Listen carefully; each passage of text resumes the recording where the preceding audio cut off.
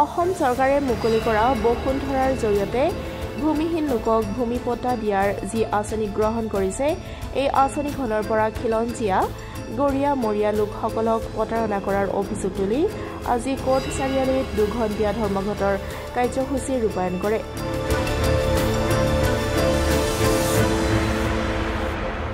সদৌ অসম গৰীয়া মৰীয়া দেশী জাতীয় পৰিষদৰ আহ্বান মৰ্মে সদৌ শোণিতপুৰ জিলা গৰীয়া মৰীয়া জাতীয় পৰিষদৰ সদস্যসকলে অসম চৰকাৰে ভূমিহীন লোকক বসুন্ধৰা আঁচনিৰ জৰিয়তে ভূমি পট্টা দিয়াৰ সিদ্ধান্তক আদৰণি জনোৱাৰ লগতে থলুৱা গৰীয়া মৰীয়া জাতীয় লোকসকলকো এই আঁচনিৰ জৰিয়তে ভূমিহীন লোকসকলক ভূমি পট্টা দিয়াৰ দাবী জনাই দুঘণ্টীয়া ধৰ্মঘট কাৰ্যসূচীৰ জৰিয়তে শোণিতপুৰৰ অতিৰিক্ত উপায়ুক্তৰ জৰিয়তে ৰাজ্যৰ মুখ্যমন্ত্ৰীলৈ এখন স্মাৰক পত্ৰ প্ৰদান কৰে।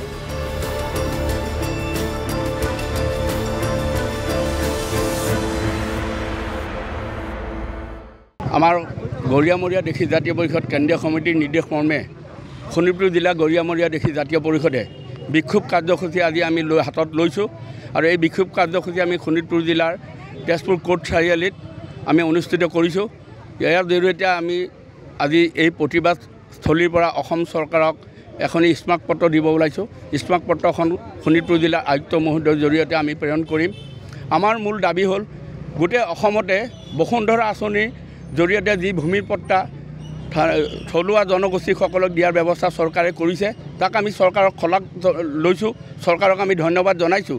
কিন্তু অতি দুখৰ বিষয় যে এই বসুন্ধৰা আঁচনিত বৰ্তমানলৈকে অসম চৰকাৰে যিসকল লোকক ভূমিৰ পট্টা প্ৰদান কৰিছে সেইসকলৰ ভিতৰত আমাৰ গৰীয়া মৰীয়া দেশী জাতীয় পৰিষদৰ ৯৯% লোকে আমি পোৱা নাই।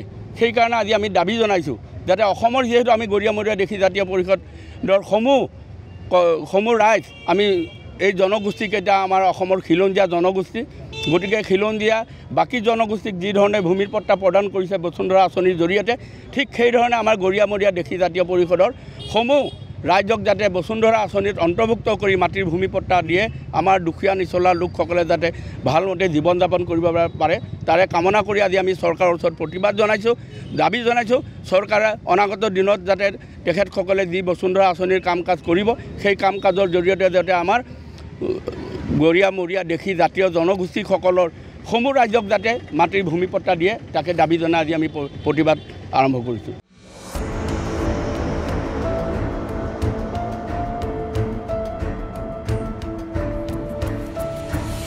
Next report, Democratic Assam.